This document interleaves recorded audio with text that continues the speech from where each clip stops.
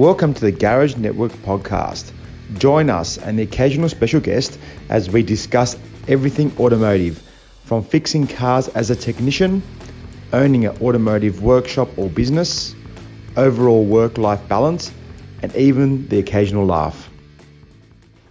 In this episode of TGN Torques, we were joined by superstar TGN member Matt Jones. Hope you guys enjoy this one, as it was a blast making it. So Rooster Boy, eh? Yeah, I like the Roosters. I used to like Brad Fittler, so. Oh yeah. Okay. So you've been a Canberra boy your whole life, then, Matt? Yeah, born and bred here, so yeah, never left. So okay. So before you go too deep into Matt's past, maybe before we start, put your hand up if you are wearing pants. Excellent. Just making sure we're on the same. Just trying to make sure we're on the same page. That's how I do most of my podcasts. Yeah, I've been there. I've been there. Just remember, the Where's It At Live's only filmed chest up. Remember that? Yeah. You know when we were doing all those Zoom with COVID and we're doing all the Zoom lives? Yeah, I was pretty much naked for the whole time. Oh, I know. It's got to be done. I had to edit. I know. Oh man, that's cool. So, I mean, do we get stuck into it, Costa? I suppose we. There's no real big plan, really. Just more of a chat with Matt. No plan. Well, look, I suppose what we'll introduce is we're joined by Matt Jones, one of the TGN members from Canberra. From Canberra. Business name is Pure Automotive. Lovely, mate. I'm actually super intrigued by your story, Matt. If I'm being very honest. So, mate, I just sort of wanted to know a little bit more about, I suppose, how you started out in the industry, and then you sort of fell out for a little while, but you come back online. I did. Yeah. So I started my apprenticeship straight out of college, so 2003. And then so when you're 9 years old, right? Yeah. No, funny. Like my parents were public servants, so they had nothing to do mechanical stuff. You know, I think we pulled a wheel off my dad's FJ55 Land Cruiser one day, and he's like, "See, there's the disc rotor," and I was like, "Oh yeah, cool." I don't think he knew what he was looking at, really. But he sold you, yeah. Yeah. So, but and then I was doing car stereos in college for people. It's probably the wrong way, but they all turned on and played music. So. Yeah. But the thinking old back now, I'm like, method. Yeah, it was probably not very good, but so I enjoyed cars, but when I left school, I managed to jag an apprenticeship, and at the time, my boss was at Dynotune, and he was a dual trade, so he said that the trades go on auto elect, so I'm a qualified auto electrician by trade, but I've worked in more mechanical situations the whole way through. So you're talking dealer trained, Matt, or no, private business. Yeah, so yeah, they were like a performance shop, like an old school performance. They worked on really performance cars with like MGs and Minis and things like that. So things with those weird, what are those square shaped things called carburetor? Yeah. So are you like traditionally trained then, like distributor carburetor? I was, but thinking back, like my maturity back then was probably not there. So I really, now hindsight's a beautiful thing. I wish I could do that again and really pay attention. Me and the manager didn't get along very well. I don't know what I did, but he seemed to single me out most of the time. So I nearly actually left the trade as a third year. Just you could look at it nowadays, they would class it as bullying, but it was just how it was. I just took it on the chin and just did whatever. So, but I think that's early stages of. I want to say early stages. That was many years ago. That was sort of common practice. That's how that's how a lot of businesses were run. I don't think I ever worked for a boss that didn't yell. But times change. So you certainly can't do that. No, definitely. Or throw spanners across the workshop, or you know what? I'll give credit to my old man because I worked with my old man through my apprenticeship. He was such a cool cucumber all the time. And I would lose it. I'd be the one throwing tools out because something would annoy me during work and I'd get frustrated. And he'd let me finish, have my rant. He'd let me throw tools, finish. And he's like, you are aware you're the one that has to pick them up. So they're your tools. You throw them. Yeah. You know what? You're the one staying back to clean them up. Don't care. Are you done, Costa? Literally, he would look at me and say, so when you're done, the caster needs to finish and you have to go now collect your tools. Okay. Yeah. He's got you're wrong. It's like, well, but then he was right because it's hard to go. Yeah. Oh goodness. So you finish your apprenticeship at the same place? I stayed there for 8.5 years, I think. Oh goodness. All up. I've only worked in two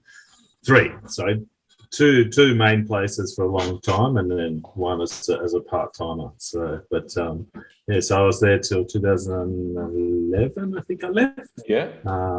They had two shops, and I started at one shop which the boss had sold to another employee. So then I moved over to the shop in Braddon here in Canberra. And that's where I stayed for most of it. He then sold the land. So he owned the land there, which was pretty prime real estate in Canberra.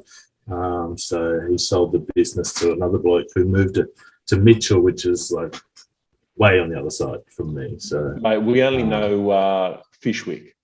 I wonder why. Yeah. Moving on from that.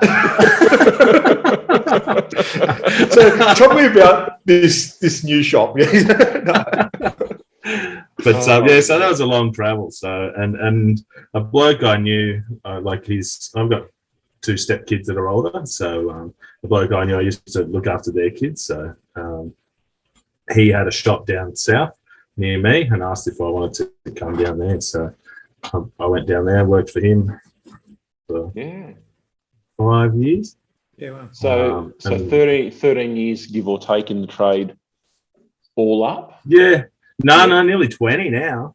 Okay. All up there you nearly. go. So 2002, 2003 I started, and then I only left the trade for really maybe 6 months, a year, like when I became the bus driver that I am now as well. So can I ask what made you make the call, like, I'm done? Yeah. There's a few things, I think. I think just I got a shoulder reconstruction in 2017. So in the period I worked at a shop, and then I did my cert 3 and 4 as a PT, so I become personal trainer. Yeah. And so I went and just chose to have a look at that venture. That's a hard gig. That's a hard gig with the family. Like never home, always out in the morning, always out at night. So but I did that for a while, and then I was working night shift as well, part time, at a 4-wheel drive shop here. So but then that put a lot of stress on my relationship, and so it was just not home much. So and then I had a shoulder reconstruction in 2017, and I went back to the shop that I was at down south because I knew all the customers, and I went as like the receptionist. Yeah. So because I can do all that stuff, I had to do all that anyway. So and then I stayed there until I got a job at the buses, but I just slowly lost interest. I don't know. I think the people around as well, I think that played a big part. What way people wanted to go was probably not the way that I thought it was correct. It's not necessarily the wrong way, but it just wasn't how I would like to have done it. So is that because the industry was evolving? You felt that you wanted to evolve with it, or? No, I don't think so. I think that, like, I think I don't know how to explain it. It was just they didn't do what I wanted the way. And that's not trying to be like egotistic or whatever, but it's just I just felt some wrong things were happening that I wasn't. And because I was front office, I'm that person. So I'm the one telling people, and I'm like, I don't feel comfortable doing this. And then I just, I got a bit sick of it. So I was like, if I get out and see what else is out there, and I managed to get a job. I was chasing a career as a firefighter. That was another thing that I wanted to chase, but it's not very easy to get into that at all. Yeah, it's quite difficult, isn't it? Yeah, physical, like I can do that stuff, that's fine, but just the aptitude stuff was probably not my forte. I was not, I don't know, just can't add numbers up real fast like they can. Well, that's what the testing was anyway. But so that made it hard. But then I got a job at the buses, and I took that just because the pay was a lot more, like $10 more an hour. Yeah, right. And it's public servant, and 12% all your benefits, super, like everything top so notch that the government pays. So I started that, and then people were, and then I found you guys. That's not what you said. You said you found love. Is that what you mean? Yeah. Well, sorry. No pants on like this. Found other people that you could just walk your hands off with. Yeah. Yeah, it's just exciting. You just stumbled across the Facebook group, or? Yeah. Well, there's a bloke. I was doing a little bit of stuff on the side, and then there's a bloke, Danny Ash, that's in City Centre, and he sort of put me. Tagged me in some posts, and then I jumped on, and I just started watching it, So, and my thing with the trade, it was always my shop against your shop, and I know it's supposedly going away, but I still think it's there. I think there's still people out there that, I don't know, they're just pricks, I reckon. Like we may as well help each other. Like there's like too much to know, too much. So I think. Yeah, sorry. I think everyone gets stale of the trade at some point in their life, and I don't know if it's necessarily the industry or the trade in general. I think you can, as a human being, get stale with something if you're doing it for too long. And I certainly got stale for a little while off the back end. I probably was in and around 23 or 24 years old, so I'd sort of come out of my time, spent a couple of years doing some work, and then got a little bit sort of stale, and did something different for about 6 months, realized that wasn't me either, and went back to the trade. So and I'm still here, I suppose, which is it's really good though. You hear, like, after listening to like even the podcast, like Rob and Mano, same sort of thing, got sick of it. I think that there's I didn't think I was alone, but I was like, like maybe it's just not for me anymore. But it's good to see that other people, have felt the same. Yeah. I think whenever you do anything for such a long time, it's very normal to want something different for a bit. Yeah. But in a lot of cases where it shows you, wait a minute, I actually really do like it, which is, and I think what you're saying earlier about, shops, that whole us versus them hasn't really gone yet. I think about it sometimes. I think you're probably right to a sense. I think that I personally, I think I'm just very fortunate that with the group of people that we surround ourselves with now, I just don't see it. Yeah. We don't see it. I think that's us being a bit. Yeah, I think that's us being a bit blind to what's really out there. Maybe. Yeah, it still exists. I reckon it still exists. It must. But then I look at my peers that I've now surrounded with. It's like, no, it doesn't exist, because I know Pete's got no problem sending me work, and vice versa. I would send anyone I have in the past. Like, these guys are great, and we're not too far from each other, Yeah. But that's it. But I think there's just so many shops out there as well, though. Like, when that Dynatune moved to Mitchell, there was 33 mechanic shops in this industrial area. Now, it's not a massive industrial area.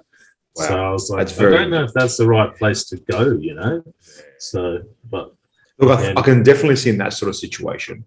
I think maybe in Sydney, because they're sort of dwindling away and people are increasing. Maybe because there is less shops now in Sydney, I reckon. There's got to be, right, Pete? What do you reckon? Yeah, look, I think a lot of especially the ones in the inner city, inner city, east, inner west, like sort of east side of let's say the Homebush, like the sort of that section there. They're just sort of falling off, becoming residential. So, and I think what's happening is a lot of people are starting to realize that they need to niche a little bit with the work that they're doing. So, with the data sharing as well, stuff like that's come out, and you start to realize that you need to start to specialize or work on one particular thing and become quite good at it, and then you can actually outsource the rest of the stuff. And I think that's becoming a bit more commonplace. Like I might be good at Volkswagen Audi Group for argument's sake, and Costa might be really good with Mercedes, Benz, and do not wish that evil upon me, mate. I've seen Mercedes in your shop. I've seen plenty of them. You know what happens? I think you're Mercedes dealer. It's the art. Honestly, it's the art of attraction, mate. Like, I think is. You've said it before. See, monkey do. But we whenever there's 2 or 3, there's 8.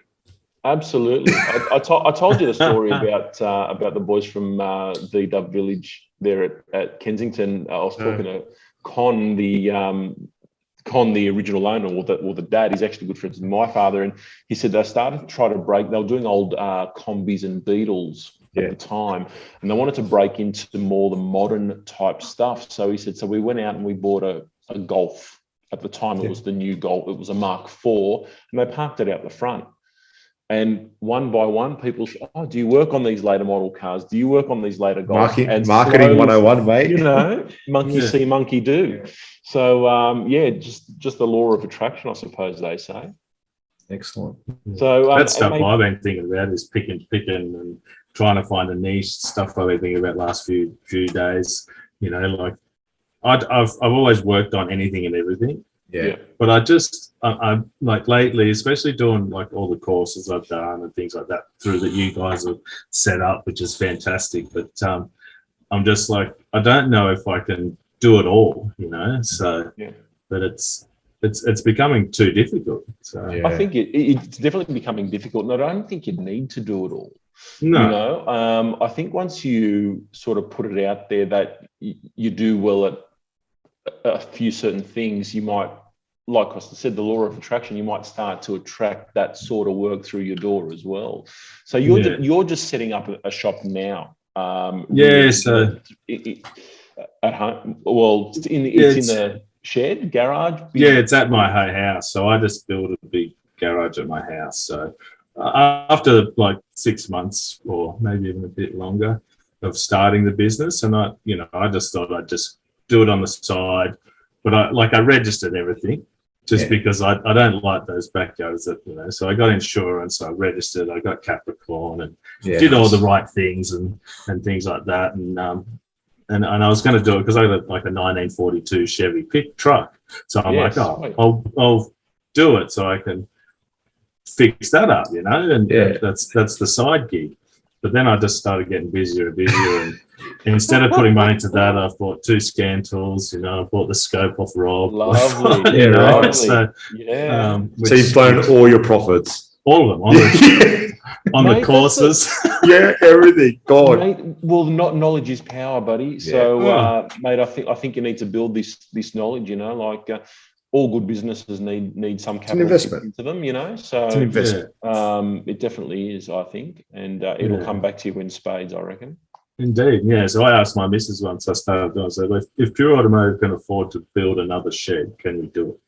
So she said, "Yeah, no worries." Worked out the numbers. And went, "Yeah, okay, we could do it." So we got a new shed and the bathrooms and everything renovated and solar put on. So which is good. Yeah, nice, lovely. Which well we done. did it all in one hit. So well done. Yeah, once slowly getting there. So what is the main focus, Matt, with your repair work? Is it you said anything and everything, but you're starting to specialize, or not specialize, but do a few more things than others? What would they be? Yeah, I'd like to get into the diag stuff. I think that's like, and keep hearing it, like even listening back to even listening to the podcast. I was listening to the Rob Romano one. Yeah. And so with you guys, and I was like, it's very interesting, but it's very difficult too. Yes. So that's stuff like me coming down on the weekend. I'd like to, pull Jeff Taylor aside because he sounds like he knows a fair bit of stuff on that side. He's pretty smart boy, he's man. Pretty switched on. Jeff is a pretty switched on boy. We're going to have the Pico out this coming Saturday at the play play day or the networking day. So it'll be a good opportunity to sort of. There'll be heaps of toys to play with. We'll put some curly ones in for Matt to see if we can. Got some cars in there that we can break. What's your most hated vehicle? Just so I can make sure it's there. Like a Saab. I've got a Saab there. Saab 93. A Renault or a Saab. I've got one of those French things. That was my favourite diag back when I was at Dyno 2 when I just finished my time, and the manager's away and he did all the diag. I had a Saab come in and it was a no start and I was like, oh, what is it?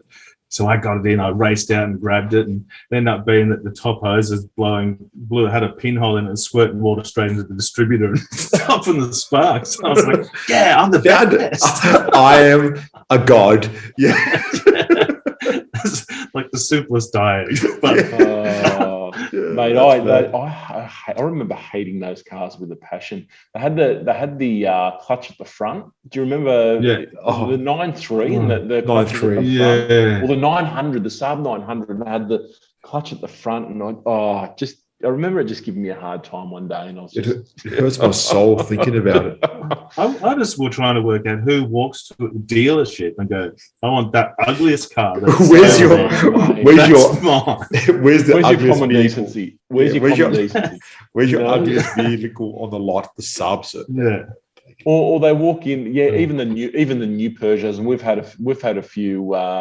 And I don't want to get sued by Peugeot, so we'll just call it any of the French brands. I've seen some people that they buy a new French vehicle, and I think to myself, they've actively walked into the dealer and gone, I love that. I'm taking that. I'm taking it. I have one of those French dealer mates, and they didn't have any brakes in the country. I'm like, he's a courier. Man. No brakes in the country. So I literally had a customer coming in today, now that you're saying that, and she asked me about a new car. She's looking to get a new car. Her car's about to die, blah, blah, blah. She started rattling off all the French ones. I went, no, stop.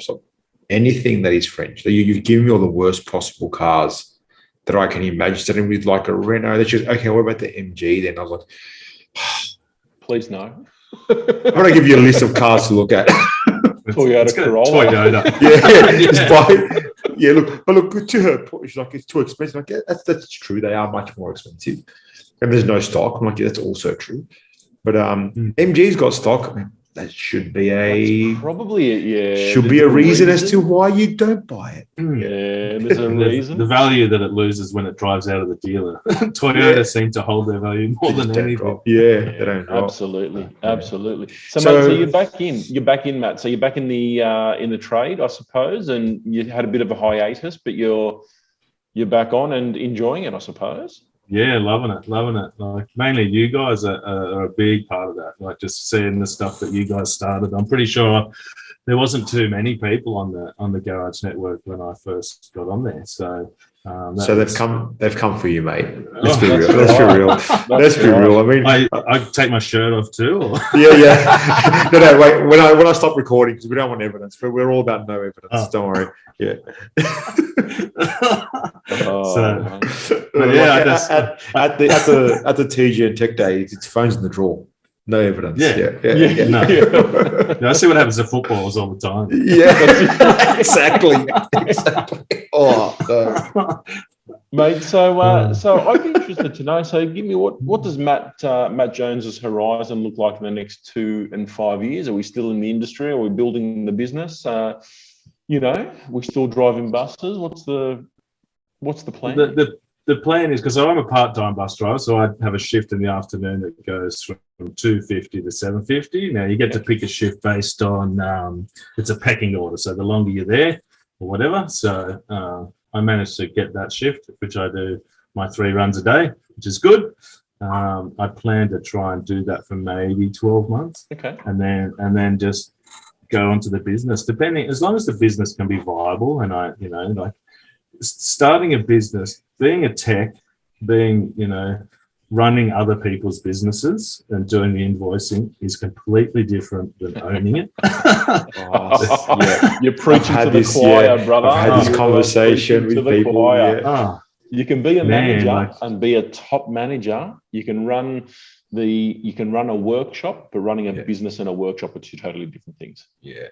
Yeah, so being sole at the moment as well, which I'll keep it that way for a while until I know it's like I can be viable. So, but just doing some number crunching and things like that is beneficial. But need to really sit down and work all that stuff out, because that's way different than what I didn't have to worry about that because I got a paycheck at the end of the week. Absolutely. So, as long as I entered the invoices and charged out the customer, that was fine. But someone else the rest of it, so there's definitely a lot of sort of hidden costs that you probably don't see or realize at the time when you're sort of managing on someone's behalf. Just small things like workers' comp or insurance in or general, insurance or just stuff that you sort of don't see or you're immune to because you don't see that side of things. Like you said, mate, you see customers in, customers out. You're responsible for technicians and invoices. Customers in, customers out. But the back end stuff is obviously. I actually recently tried to have a conversation. A guy off the garage over content. We just talking about opening a shop, and he was saying that I get paid per hour this much, and the last service I did was like $1,000. Look how much money they're making. It's not that simple. No. It's not that simple. Like it might look like, look how much money you're making, but whatever you're getting paid an hour is probably costing the business more than double to have you there. Number one. Yeah. And then on top of that, all these extra hidden expenses that are within the business as well. Like it all adds up. I think that's probably my overwhelming bit at the moment. Is that so? My missus has just jumped on board to help out with the book side of it. So good. Yeah, so hopefully she can really helps. Take over that. So. But she works as well, so I get flustered. I'm like, I'll just try and enter some invoices. She's like, where did you put that? I'm like, just I'm learning. So, and because I just got mechanic desk probably 6 months ago. Yeah. So just learning, getting your head around that as well. There's so much in there.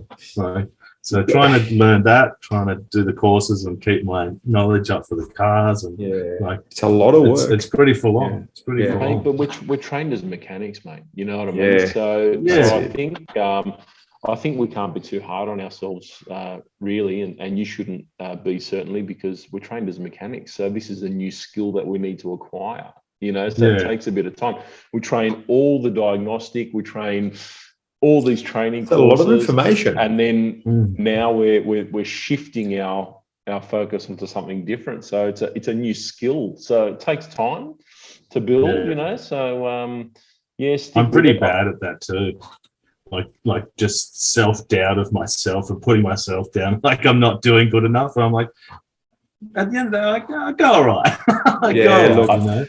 That's, I think, what always our harshest critic, mate. And, the old imposter syndrome kicks in. I think that everyone cops a bit of that as well. Like, when's everyone going to find out that I'm a shit cunt, that I'm awkward?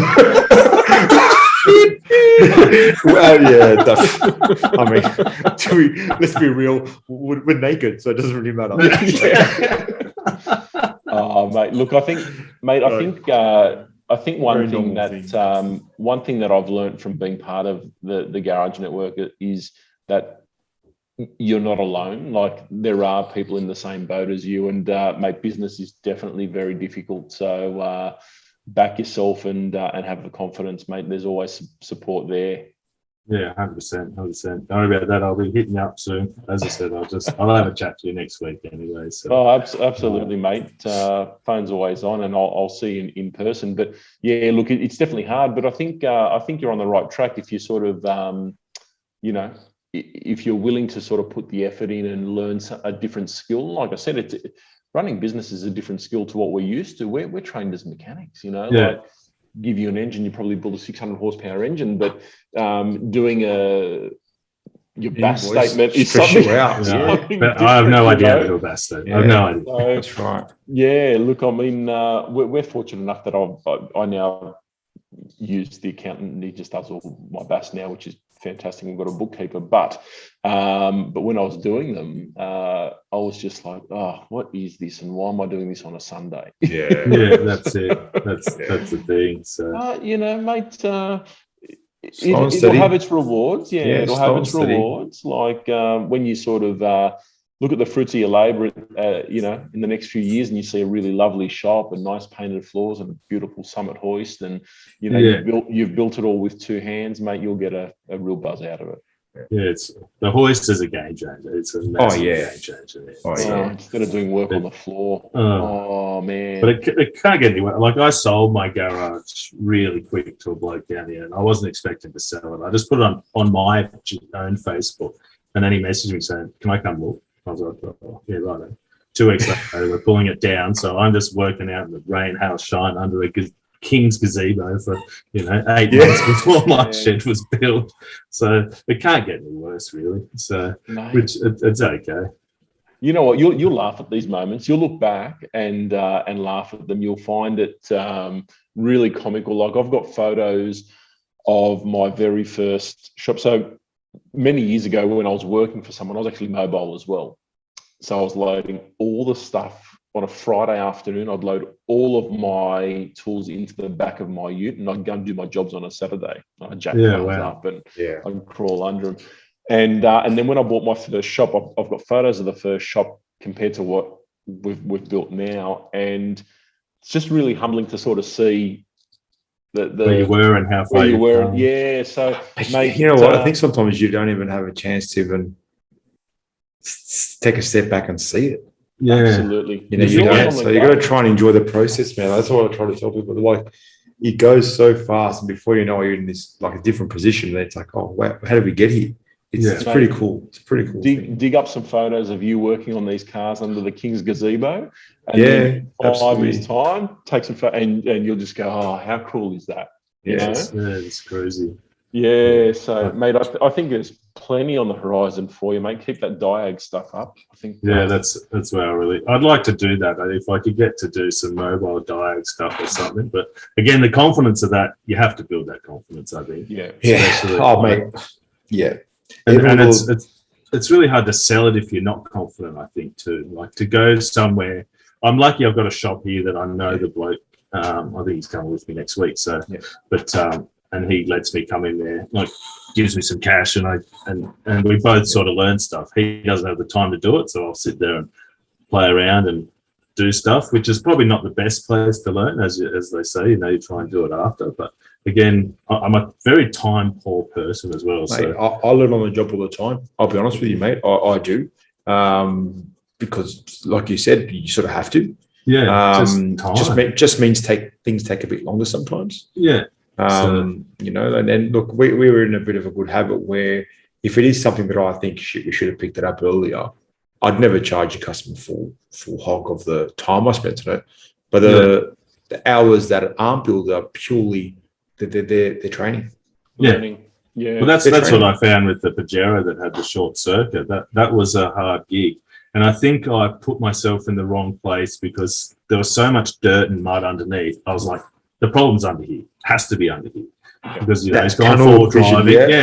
Yeah. And it wasn't. It was inside where they'd done modifications and added accessories, and I would have spent probably 10 hours solid, maybe a bit longer, trying to find this short, and it come to me 3 times. Wow. So it was only pure luck that it actually was a hard fault the last time. So which made it a bit easier, but I just tunnel vision, and I just went so bad, but I learned, I won't do that. I'll check the whole front to back. So, well, the other thing that I've seen often is I think people are really quick to rule out the simple things as well. Oh yeah, especially the guys that are really deep into their diagnostic stuff. They're like, there might be a misfire, and they're like, I'm pulling out the Pico, and they'll pull out the Pico, and they'll do all this stuff, and it might just be a set of plugs. I don't know. But you can sort of get carried away and think the worst. Must be this, and you go down this rabbit hole of thinking the worst and testing all these things, and you sort of fail to test some of the simple things. That would give you the answer relatively quickly. Absolutely. Absolutely. I have done that many times too. So. You do learn, and sometimes you do forget. So I think that's a big part. But as you say, most of the time it's always a simple thing anyway. Yeah. Like at the end of the day, that thing was a very simple thing, but just Trying to find overlooked. it. But especially finding it as well, there's a lot of whys in there. So, Yeah, absolutely. One thing I learned, mate, was if you take a reading or you trust your findings and you move on. I found that with the tunnel vision time, where you think it's got to be this, you do a test, it proves it's not that. No, it's still got to be this. Yeah. You've got to be willing to just trust the result of your test that you've done. Yeah. And move on. Not get stuck on that one. No, but it's got to be because last time it was this, same symptom, same thing. It's got to be this. That's where I've ever found if I'm being caught, it's been like trying to do because last time it was this, same symptom, same everything. And then not trusting the result that I've just gotten. That's where I've been stuck with spending a lot more time than I would have needed to. Yeah, indeed. Especially because then you got to think outside the box. Go, well, what else could it be? Well, rather than diagnosing, what you're doing, you're trying to prove your assumption is correct. Yeah, you're not diagnosing. You know what I mean? So you're just trying everything to make sure that what you want it to be is that. Yeah. It doesn't work that way. Exactly. It doesn't work that way. I think our information as well, like, because I watch a lot of YouTube as well, like Scanner Dana, and I really like Ivan in that Pine Hollow Diagnostic. He's you sent me that guy, yeah, he's really good, and again, he puts up videos of him when he stuffs up. Like, he don't like that's confidence, man. Like, he doesn't care because we're all human. That's why I got That's why I got stuck on Scanner Dana so much. He shows you it all, mate. Yeah. Indeed, like that's the good, the bad, the ugly. That's how it is. Yeah. So, and again, we're all human. We all bleed red. So that's right. And again, not everyone can know everything. So that's right. Except for, as you said, your thing at Scanner Dana. Like, I'm pretty sure. Yeah, I'm pretty sure he knows everything. well, look. See, we think that, right? But then when we spoke gets to him, a lot wrong too. But when we spoke to him on the podcast, he's still obviously learning EV stuff. And that's all new to him, and because he doesn't do the volume of work that most people would do, he's learning on the job. He's learning while recording. How much pressure is that? Yeah, that's exactly right. Yeah. That's what it is. That's what you have to do. Yeah.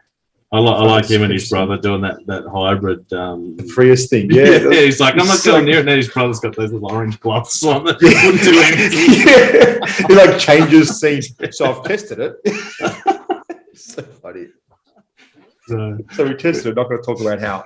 Yeah, which is good. But, sometimes you have to just take the punt, and back your thing and your knowledge and really have a go. But again, like the Garage Network's been really good of like you post something up and there's always someone out there that is willing to. And I think, again, you get your tunnel vision and you don't think outside the box, and then someone says something like, oh, I wish I thought of that.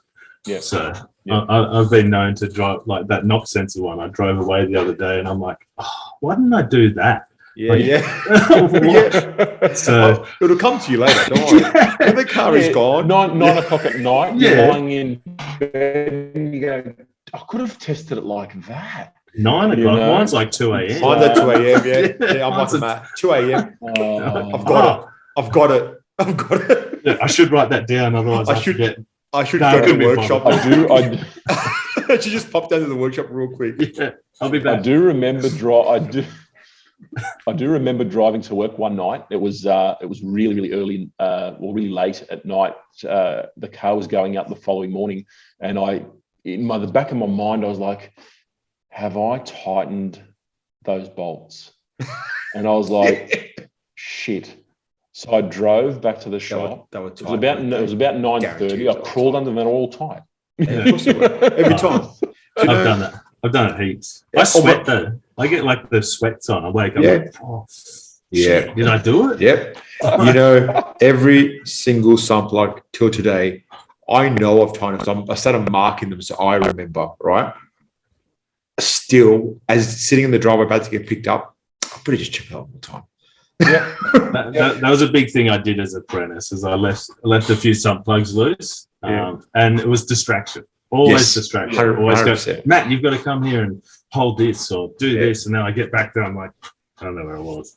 So then I put in a procedure, like as an apprentice, if I put the spanner back, I've tightened the sump plug. Yeah, The nice. spanner's still there. So and I don't let anyone touch the spanner. Don't touch my spanner. You know what? Actually, Peter Banning told me of a nice one, which I actually thought was a great idea. He goes, just make sure you torque wrench every sump plug, because you will remember if you've torque wrenched it. I'm like, that's a really good idea, which I haven't started doing. They could just have one set on 20 newton meters or whatever standard, sump plug is, and just have it there, so in your head you'll remember doing that. I'm like, that's actually. So I'm changing my procedure with wheel nuts as well at the moment. I started looking up the specs on auto. I've been doing that for a while too. Just to do it, and I ended up buying another 2 torque wrenches. I only ever had a 1/2 inch, so I went and bought like a 3/8 and a 1/4 inch, just so I could just start torquing.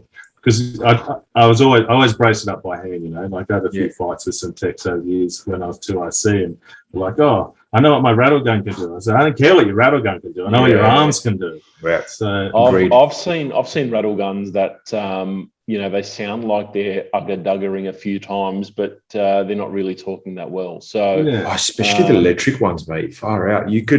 They sound like they're getting tight, but if you have it on the wrong setting, they're not. Or adversely, they sound like they're going to rip one of the wheel nuts off, or snap a stud. They're Milwaukee's. that much, I can hear them, and I think, oh, geez, stop, Enough.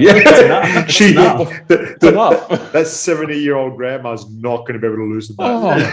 Mate, have you ever gotten? I think some of the Mercedes are the worst with the wheel bolts. And they get tight. Some people tighten them so much that I think you're never getting these off. Like I've got like a 1/2 inch bar with a pipe trying to get these things off. 132 newton meters Mercedes. Like how would you ever, if you got a flat, how would you ever get them off? Yeah. Or even the ones with the aluminium wheels and they've got the steel hubs and they seize on. Oh yeah. Like imagine trying to kick one of those off on the side of the road. You won't. No chance. You won't. You'll die.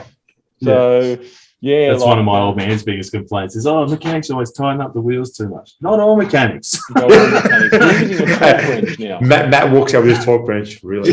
That's right. Click. Yeah. And like I used to just brace them up by hand with the thing, and then sit there and say, you know what the torque is, and I've been doing them too tight. Yeah. Compared to what the torque is. I'm like, 120 newton meters is not very tight. No, it doesn't feel tight when you're standing up. No. And then I actually read something the other day, and I don't know how true this actually is. And one of the guys said his common practice is once he torques the wheels up, he road tests the vehicle and he retorques the wheels up because he something to do with the fact that they might unload a bit of pressure. I don't know if that's true or not, but he does them a second time. So he'll road test, come back and retorque the nuts a second time. Well, Pete, it makes you feel a little better because I always think I leave some plug loose. Another thing I always think that I leave wheels off as well. So I would torque them and be like, I know I've torqued them, but what if I didn't? I'm going to retorque them. Yep. Yeah, again. Mate, you know what? Better safe than sorry. The last thing you'd want to do is have a wheel come off. And look, and it happens. Like I think this is something that we need to acknowledge. It does happen. Happens to the best of us. You can get distracted. Something happens. I think mate, I always say when you mature in the trade and you get better at what you do, fuck ups don't go away. They don't go away. They just become less frequent. Yeah. Right. So for everyone out there, obviously that's thinks they're fucking up. Maybe look at what you're doing, but they don't go away. We all break shit. Yeah, we all break shit. And we all smash our hands on stuff as well. Remember that, I'm probably a bit further in the trade than you guys, but I'm still smashing my hands on random things for, you think you'd stop after a while. Yeah, mate, it's really hard when you're counting all these bills. It's like, oh no! I hit the door. Oh. Look at my hands; they're filthy. No, I've been off the tools for a while. Stop. Yeah. He just dunks them in grease before he gets home. Washes his hands. I've got all these note cuts. I've got all these note cuts from all the cash. Had the worst day ever. Yeah. I reckon the worst thing is your battery ratchet. Like we've used the battery ratchet so long, you're going to know which way it's going to go. It always goes the opposite way, and you still get Yep. always. And it's just stuck between a hard thing and the battery ratchet. Like I can't get it out. What do I do here? I'm now part of the car. Yeah. Just take me. Just take me. Yeah. Can you just feed me? Give me some water. Look, I can guarantee it's tight. Yeah, that's it. So, But mate, definitely, I think you're right, Costa. If anyone is listening, mate, it happens to the best of us. These sort of things, and it happens to seasoned professionals as well. You know, and diagnostic stuff taking a lot longer than what you'd like it to in some cases. And you know, everyone's been there where they've got stuck in for a 3, 4, 5 hour diag job, and then. It's something that they probably should have looked at. Low views, missing job, views. You know, We've all done it. We've all done it. 100%. Just overlook the basics. Interesting. So, have we got any more hoists on the horizon then, Matt? In the shop? I'm waiting at the moment. I've got a mezzanine sitting on the floor, ready to be built at one side of my shed. So. Because it's a family shed too, so I have to put the family stuff in there. So, what like a family car and stuff? Yeah, it's not too bad. Look, all I know is that I'm sure the family needs a 4-channel Pico scope. That's what I'm saying. Yeah. If anyone's willing to sponsor Pure Automotive, I'm happy. Yeah, it's for the family. For the family. Oh, mate, yeah, no. Some of the stuff I've brought over the years home and told my wife that it's for us. Oh, look what I bought us. Yeah, you know? Yeah, a bowling ball for us. I mean, like it's got holes in it. It's round. It's really cool. It's too heavy for you, but it's for us. It's for us. Yeah. What are we going to do with a 2-seater car? Like, where are the kids going to go? Here's a motorbike for us with no pillion on the back. It's a 1-seater motorbike for us. I was actually looking at one of those. Have you seen those little Daihatsu midgets? No. Wow. It's like a little truck ute thing, but it's a 1-seater. Over the tires in the front. Like it's only one, is it? 1-seater, like from overseas, like one of those. Yeah, they're an import. Yeah. I think.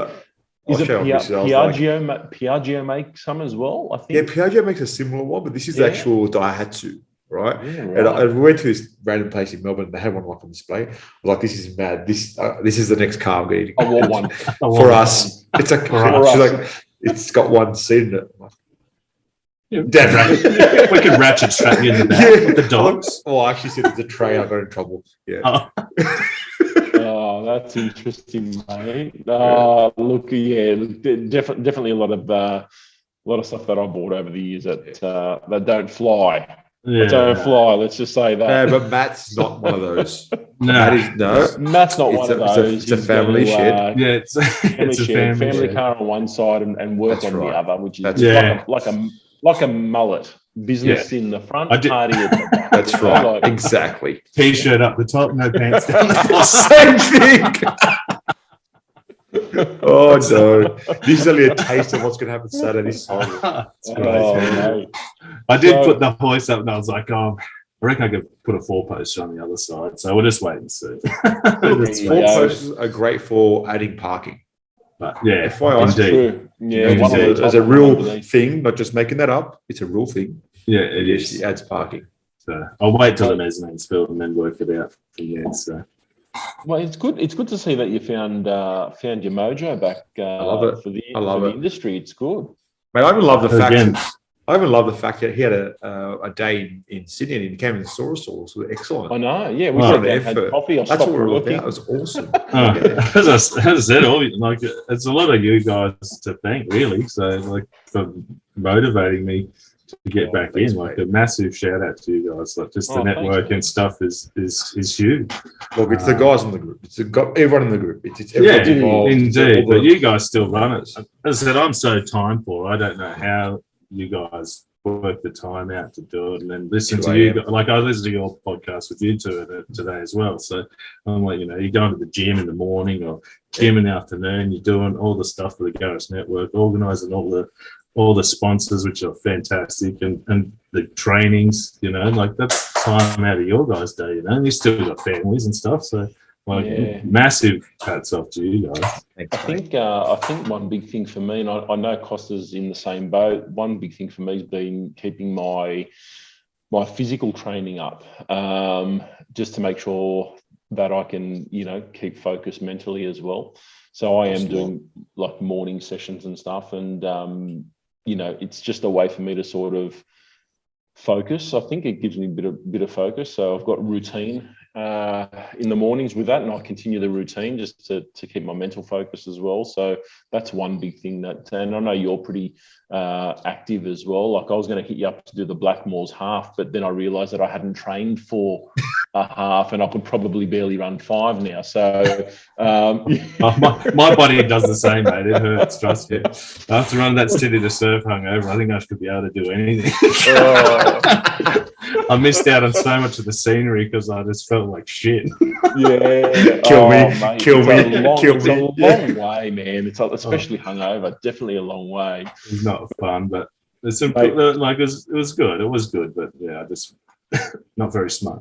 Not strategic at all. No. Not strategic, but keep up the physical stuff. I think I think it's really, really good, and it's something that a lot of successful sort of people keep in the habit of. You know what though? It's super easy to not like if you've got work to get through. Oh, it's very easy. I found it harder going back to this workshop now that I'm at now. I found it hard initially, like making the time again, because you're so excited you want to get through the work and you're going to do it, and then you almost forget about yourself. Yeah, mate. That's true. Sorry, I got to plug my charger in. Hold on. Sorry, guys. Mate, very true. I there was one stage actually, Matt, when I was getting a little bit busier at work and I was a little bit short-staffed, and I was actually sort of delaying some of my training so I could go in early and finish some jobs. But got to a point probably a few weeks after the fact where I thought, oh, mate, this is becoming a habit now, and I need to break that cycle, and I need to break it soon.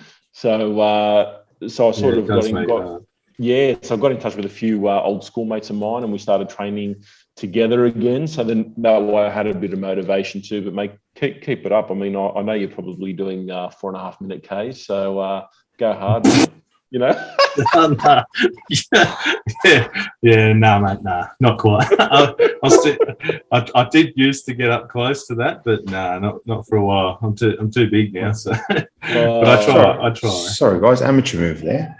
No, what we're going to do, Costa, we're going to run a Garage Network mini triathlon or something like that. Hey, I would get all the members involved. I would absolutely. I hate running. Okay. I hate running with passion, but I'll do it. If you just lift the heavy weights, we can all do it. All do it naked. No, I do cardio, but I hate running. I think Costa missed the naked bit. We're all going to do it naked.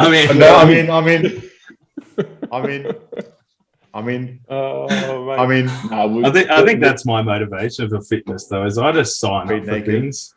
Well, that too. Yep. But like I did sign up for stuff and worry about it later. Yeah, well, I did my first half marathon on 3 weeks' notice, so I never run that far. I was training like martial arts. I had a couple of fights, kickboxing, boxing. So I was reasonably fit, and I went, I can't do the 5 or 10 because I'm working PT in the morning. I'll just 21's not that bad, but it's a long way. 21 Ks. Is that what you're saying? Yeah, 21.1. Yeah, that's pretty far. Yeah, and then I thought I'll just do this one run from my house around Lake Tuggeranong and back, which is about 21 Ks. And I got to the shop. It's down the road. That's about a K away, and my legs go, that's it. We can't go anymore. So I'm walking like this really drunk guy at 10:30 in the morning on a weekday, and people are looking at me. I'm like, just carry me home. Just help me. So you stopped, had a coffee, had a scroll. At least you walked back. I didn't have a choice. Well, you sort of do, because I sort of got as far as I went for a run with a mate of mine. I got from his place up to, and he's sort of about 12 Ks away from Bondi Beach, and we went up to Bondi Beach, and we're going to loop back, and we ended up getting an Uber back. Oh no! It's always the worst bit, though. You always get to the furthest point away, and you're like, "Oh, shit. I know. Now I'm gonna get home back." And I'm a stubborn freak, and I'm like, "You ran here. You got to get back." 21 k's is a decent punishing. distance. Absolutely punishing. But maybe we do like a 5k one. We'll get the garage. Yeah, do a garage. absolutely. But you do the triathlon. The sprint triathlon's like a 200-meter swim, 10, a 20k bike ride, and a 10 and a 5k run or 2k run. So yeah, settle down, Matt. No need to. It costs to just sign up, mate. Yeah, no, just sign up and then you can do it. People are like, are you going to win it, Matt?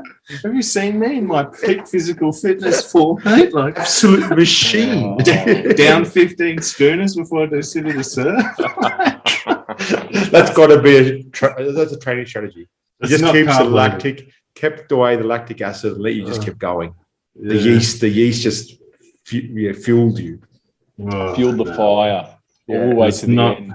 You get about 10 beers in. I was like, we'll be sweet, man. We're just carb load with beer and steak. It was the worst decision in my life. It's all about calories in, calories out. You had a plan. Yeah, had a plan. Oh, mate. Just getting to the first drink state. I didn't take a drink bottle with me, so I'm standing there. Most amount of people I've ever seen in my life in one spot. And I'm just standing like, I need water. And then they're like, the first drink stage is 4K in. I was like, what? Oh, no. You're kidding me. And I get there, and there's just all these big eyes. Hey, bro, you want some water? I was like, shit, yeah, man. Yes. Give me all the water. Give me all the water. So you got me a electrolyte? Yeah, bro, the end table. Yeah, like, give me all the water. I need it. I need it all. So, but anyway. Oh, that's great. Well, mate, good to see that you at least keeping up the fitness as much as you can. So that's a good sign. That's it. Try. It's important. Maybe we rely on our bodies for work, guys. So we've got to rely on it. Yeah. It also helps with the mental state as well. It's important. Yeah, releases the endorphins to get rid of depression. So. You do start to get a bit sore as you get a bit older, though. In our line of work, that's definitely a fact. So maybe the diagnostic work isn't a bad path to take moving forward. You know. Yeah, as I said, I'm very interested, but there's a lot of information out there, and I think trying to narrow down to which information to pick first, I think is a big thing too, because there's such a broad range of avenues you can go. Sometimes even just a matter of knowing where the information is. I found that knowing where, and we got that from Brandon as well, who was explaining in one of the courses that, just make sure if you are capturing stuff, if you are getting data, just label them correctly. Have them in a location you can find them. It's very good skill to learn. You always learn how to learn a little bit. It's a pretty good skill. Yeah, it's a pretty good skill. I started at Google Docs as well, like Sean's got. So Sean Tibbing and that. So I started doing that and adding things into that, and then I started uploading onto the TAP page. So great, because if you can go on there, and a little bit of help can go a long way. Well, not only that, once it's loaded there, it's even accessible to you at any time. Yeah, so you can find it yourself. You're finding exactly. Your own data sometimes, but it's there. Yeah. So, but Sean Tipping's really good. He's one of the podcasts. I just stumbled across it one day. I was out the front, and I never really listened to podcasts, and I just Googled something, and it came up. I was like, so I started listening to it, and then I think it's probably a week later, you guys put it up. I was like, these guys are listening to it as well. He is probably my most favorite, at least automotive podcaster. Yeah. Well, he is my most favorite automotive podcaster. He's just so good. Yeah. Well, I've listened to every single one of his. And gone back and listened to them again, some of them, to try and take in some information about it. So he gets the interesting guys in there as well. So I think it's a good. Yeah, he does a good job. I've actually got it written. I got a little whiteboard in the room, and I've just got let's start fixing the one car at a time written up there. And Sean Tipping, my mate's like, what's that? I go, shut up, leave me alone. Yeah, weirdo. Yeah. Let me write part numbers and stuff. No, Yeah. it's just because I think about that, and then it's just a bit of motivation. So Absolutely. Love a good motivational quote. Yeah, indeed. So, and it could be anything. Anyone could have any kind of motivation. Doesn't matter what it is. So, Whatever your motivation is. Yeah, That's whatever what it is. Whatever works for you. yeah, That's so, right. Yeah. And wherever you get it from, mate, just so long as you've got it, That's Yeah. right. But if you get your motivation from the Garage Network boys, and that is even better. Oh, yes. massive. You guys take again. Hats off to you guys. Oh, we'll take the credit. No, thanks, mate. That's right, yeah. You should. Good to Pete, you can take it. I'm not going to take credit. Oh no, man, not at all, at all, mate, not at Yeah. all. I think it's a collective, mate. We all work together. We do. Yeah, it's massive. It's a massive feat on your guys' behalf. Thank you, mate. So, Appreciate it. Yeah, thank you. So, mate, Let's wrap it up because Matt's got an early start tomorrow. does he? He's got a 6:15, was it? 6. You going for a run? Nah, because we're doing the Tom Denton course, That's I right. changed my shift. So I just said, just give me a shift as long as I'm home. So they give me like a 9.5 hour shift. Oh, wow. right, Wow. right. But Well, mate, we can certainly wrap up. That's not a problem at all, mate. that's what I mean. 6 mate. hours sleep, so you need. That's all you need, and 15 beers. You Run mean 14K? you mean people can sleep for 6 hours? How? It's split up into. Yeah, I was going to say, The over, sections. you mean over a week, right? Yeah. Well, Okay. no, because you got to wake up in the middle of the night just to remember if you check those bolts on. Oh, yeah. Well, Yeah. if you don't wake up at 3 a.m, how will you be at work to check the sun plug? Yeah, That's right. it. That's I don't get exactly it. right. Yeah. But you got to lie there for 2 hours before you're like, no, I've got to go. Yeah. I've got to go. It's still mad in. You know that? I remember one time I left like Sparrows Fart super early in the morning. It was like the light just came out. Got home. Like the next day, Mrs. like, what time did you leave? I'm like, oh, it was like 5:30. Why'd you leave so early? I was like, well, I was going to leave at 3, right? But I thought if I get up now, I'm going to be in trouble. So I'm just going to wait till there's light. Yeah. Yeah, absolutely. Well, it's mate, at that time it's pitch black, and what are you going to do at work at that time? Check So sun plugs. you might as well just lie in bed for 2 hours. Stressing, yeah. Yeah, just sweating. Sweating bullets, yeah. There's nothing of other Oh, sun mate. plugs. Oh, Yeah. no.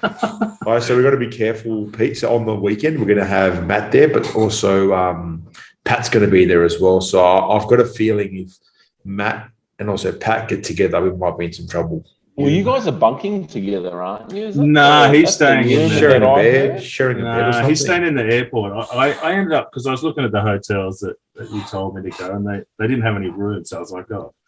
And then Pat was like, oh, I'm just going to stay at the airport. And I was looking up some, and I'm like, that's so expensive, man. Yeah. So I thought I'll put in an Airbnb, and there's one I think it's closer than the Yeah, nice.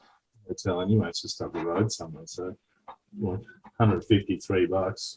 And there's 4 beds in there. And I just said there might be other people. I don't know. Yeah. So- Yeah, fair enough. Look, I'm sure if you wanted to spend the night with Pat, like he's not going to kick you out. You know? Yeah, well, he said to me, oh, I snore. I go, it's okay, mate. Like, it doesn't worry me. I'm all for it. Matt was like, don't worry, there won't be any sleeping. Yeah. I'll just ask them who wants to be mummy and who wants to be daddy.